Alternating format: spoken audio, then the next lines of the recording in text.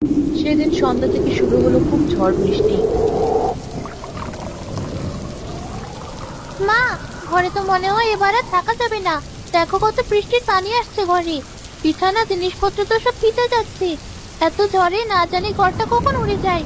আমার তো খুব ভয় করছে মা। ভয় নেই মা, কিচ্ছু হবে না। আয়, এখানে গুটিয়ে বসি, আমি আছি তো।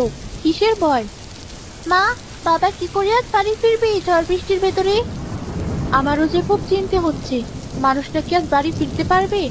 বাড়ি ফিরতে না পারলেও সমস্যা নেই, দোকানের ভেতরে থাকবে না হয়। কি ঝড় উঠলো! তাড়াতাড়ি দোকানটা বন্ধ করতে হবে, না হলে মালামালগুলো সব নষ্ট হয়ে যাবে। এমন অবস্থায় বাড়িতে ফিরতে পারবো না। আজ না হয় দোকানের ভেতরেই থেকে যাব। সবুজ তাড়াতাড়ি করে দোকানটি বন্ধ করে তার ভিতরেই শুয়ে পড়ল। এদিকে দোকানের পেছনে সুমন ও তার স্ত্রী গুটিসুটি মেরে বসেছিল। হঠাৎ ঝড় বৃষ্টিতে তারাও বেশ বিরক্ত হলো। কি করতে এলাম আর কি হচ্ছে? এই মূর্খ বৃষ্টি হওয়ার আর সময় পেল না। এবার কি করে ফিরবো বাড়ি? আমাদের কাজ আমরা করে ঠিক বাড়ি চলে যাব। এখন চারপাশ নির্জন, কেউ নেই। চলো, এই সুযোগটাই কাজে লাগাই।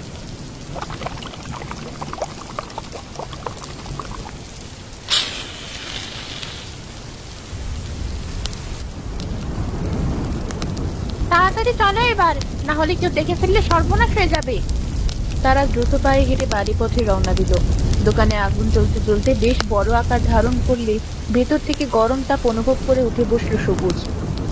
বৃষ্টি হচ্ছে বাইরে, তবু দোকানের ভিতরে এত তাপ কোথা থেকে আসছে? দেখি তো দোকান খুলে, বৃষ্টি থেমে গেল নাকি? সবুজ দোকান খুলে দেখলো চারপাশে আগুন জ্বলছে, যার ফলে সে বাইরে বের হতে পারলো না।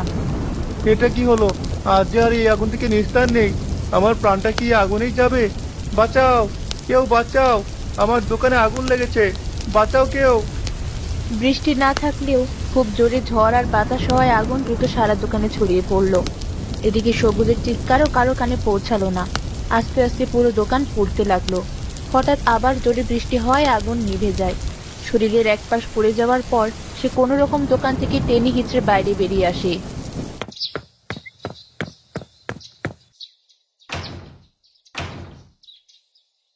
ববি, ও ববি, ববি তাড়াতাড়ি দরজাটা খোলো, সর্বনাশ হয়ে গেছে। সারা রাত ঘুমাতে পারিনি বৃষ্টির জন্য। এত সকালে আবার কে এসে দরজায় শব্দ করে? আরে মুহিব ভাই, তুমি যে! এত সকাল সকাল কি হয়েছে? ভাবি, সর্বনাশ হয়ে গেছে। সবুজ ভাইয়ের দোকান রাতে আগুনে পুড়ে গেছে। সবুজ ভাইয়ের অবস্থাও খুব খারাপ, তাকে হাসপাতালে নেওয়া হয়েছে। কি বলছো? এ কিভাবে সম্ভব? সৃষ্টিকর্তা, এ তোমার কেমন পরীক্ষা? চারদিক থেকে আমাদের এভাবে সর্বশান্ত করে কেন দিচ্ছ? মা, তাড়াতাড়ি চলো বাবার কাছে। না জানে সে কত কষ্ট পেয়েছে।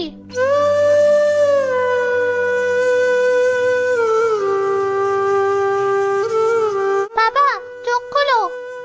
এখন ওনাকে ডেকো না মা, ওনার অবস্থা খুব বেশি ভালো না, একটু বিশ্রাম নিক। আর হ্যাঁ, আপনাকে বলি, ওনার চিকিৎসার জন্য অনেক টাকার প্রয়োজন। এই নিন প্রেসক্রিপশন, এই ওষুধগুলো এখনই আনুন।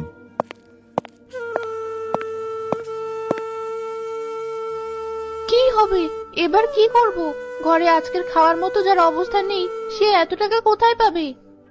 মা, আমাদের সেই সম্বল বলতে তো আরেকটা জিনিস আছে, আমাদের ধবলি। তুমি ওকে বিক্রি করে বাবার চিকিৎসা করাও। হ্যাঁ, এটা ছাড়া আর কোনো পথও নেই। তোর শখের ধবলিকে যে এবার বিক্রি করতে হবে।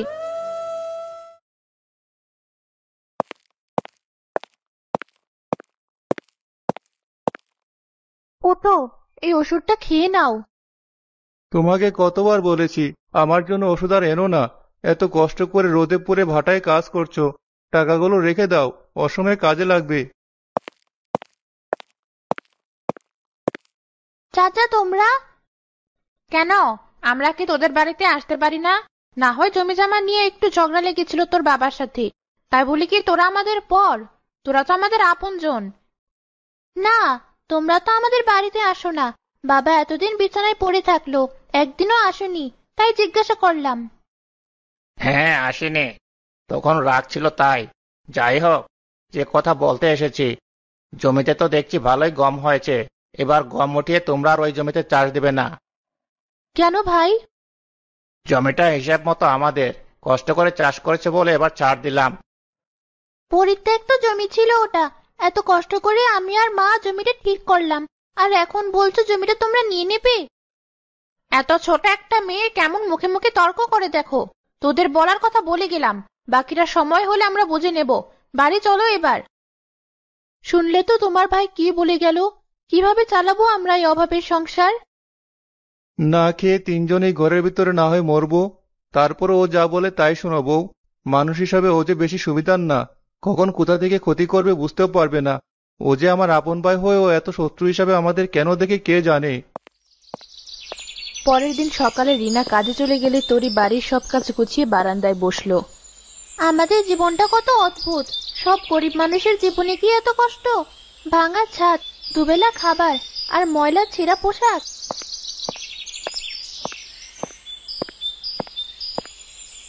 তরি, এই তরি, সে কখন থেকে ডাকছি, শুনতে পাচ্ছিস না? মা, তুমি আজ এত সকাল সকাল চলে এলে যে? কাজ নেই নাকি? না মা, মালিকার কাজে নেবে না। সে ভাটা বন্ধ করে দিয়ে বিদেশে চলে যাবে। এবার আমাদের কি হবে মা? আমরা সত্যি সত্যি এবার যে না খেয়ে মরবো। জানি না তরি, গমগুলো পেকেছে। কাল তুই আর আমি মিলে গমগুলো কেটে ফেলবো। সেগুলো বিক্রি করে যদি কিছু টাকা পাই, তাই দিয়েই না হয় কদিন চলবো। সেই রাতে তারা ঘুমিয়ে গেল। তোরা এটা কি করলি? আমার একমাত্র সম্বলটাও তোরা খেয়ে শেষ করলি। এতগুলো হাতি একসাথে? তোরা কেন এলে আমাদের খেতে? তোরা কি জানিস এগুলোই আমাদের পেটের খিদে নিবারণ করবে? তোরা যে আমাদের পেটে লাথি মেরে গেলি, আমরা তো এবার না খেয়ে মারা যাব।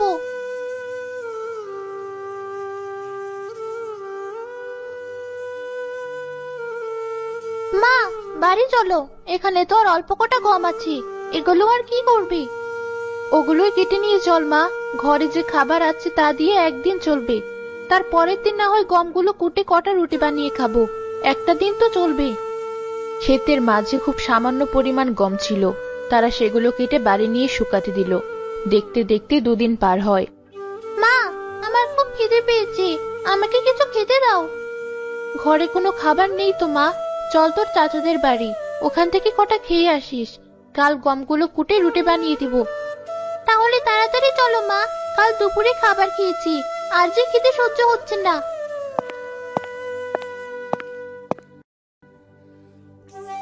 চাচা, চাচি।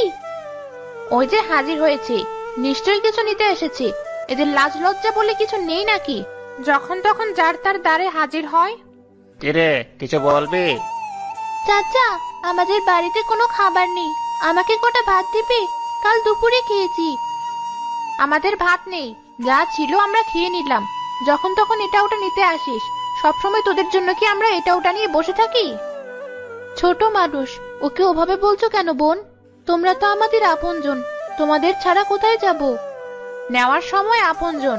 এই ছোট লোকেরা অভিনয়ও পারে ভালো। যা এখান থেকে, আর কোনো জিনিসের জন্য আমাদের দ্বারে আসবি না। আমার বিরক্ত লাগে তোদের দেখলে।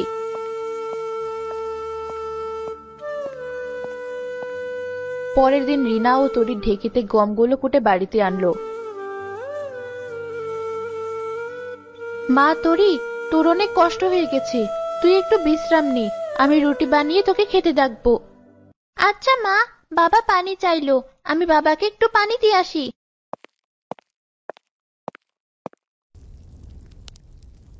রিনা আটা মেরে একটা রুটি বানাতেই রুটিটা সোনার রুটিতে পরিণত হলো। এমনকি যে পাতিলে রুটিটা রেখেছিল সে পাতিলটাও সোনাতে পরিণত হলো। এটা কিভাবে সম্ভব? এ তো জাদু। তাহলে এই রুটিটা যে পাতিলে রাখবো সব কি সোনা হবে? রিনা রুটিটা যে পাতিলে রাখছিল সবগুলো পাতিল সোনায় পরিণত হচ্ছিল।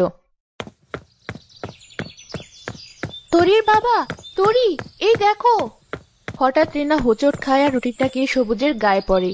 সাথে সাথে একটা উজ্জ্বল আলোয় আলোকিত হয়ে সে সুস্থ হয়ে যায়। আমি ভালো হয়ে গেছি।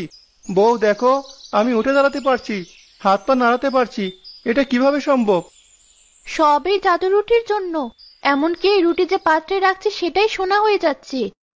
দেখেছো মা, সৃষ্টিকর্তা আমাদের দিকে তাকিয়েছেন। আমাদের এই কঠিন অভাবের সময় ঠিক একটা ব্যবস্থা করে দিয়েছেন তিনি। এবার আর আমাদের কোনো অভাব থাকবে না। হ্যাঁ মা, সব ওই হাতিদের জন্য হয়েছে। ওই হাতিগুলো কোনো স্বাভাবিক হাতি না। সৃষ্টিকর্তা আমাদের ছোট জিনিসগুলো কেড়ে নিয়ে বড় জিনিস দিয়েছেন। দেখতে দেখতে তারা অনেক ধনী হলো। টাকা পয়সা, বড় বাড়ি, কোনো কিছুর অভাব ছিল না তাদের। যা কিছু এতদিন তারা কল্পনাও করেনি, সে সবই এখন তাদের হাতের নাগালে। এসব তার ভাই সুমন ও তার বউ কোনোভাবে সহ্য করতে পারছিল না। এভাবে আর কতদিন হাত পা গুটিয়ে বসে থাকবে? যারা কিনা দুদিন আগেও ভিখারির মতো আমার দ্বারে এসেছিল, তারা হঠাৎ করে এত ধনী হলো, আর আমরা চেয়ে চেয়ে দেখবো? এছাড়া আর কি করবে এখন? অপদার্থ, তুমি কোনো কাজেরই না। চলো গিয়ে খুঁজি তাদের ধনী হওয়ার কারণটা কি। হ্যাঁ, তাই চলো। তারা দুজন সবুজের বাড়ির জানালায় লুকিয়ে দেখলো একটা সোনার রুটি সবুজ তার বউ যে পাতিলে রাখছে সেটাই সোনার হয়ে যাচ্ছে। দেখলে? দেখলামই তো। তাহলে বলো এবার কি করতে হবে? ওরা এখান থেকে চলে গেলেই ওটা চুরি করতে হবে। রিনা ও সবুজ রুটিটা খাটের নিচে রেখে পাশের ঘরে যেতেই সুমন ঘরে ঢুকে রুটিটা বের করে আনলো।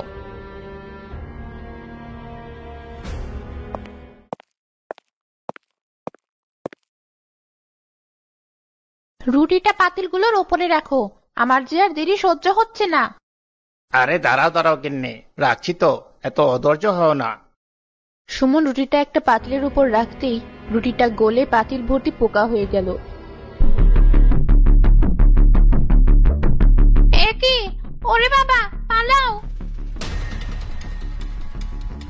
গিন্নি, পোকাগুলো আমাদের পিছু নিচ্ছে, তাড়াতাড়ি দৌড়াও।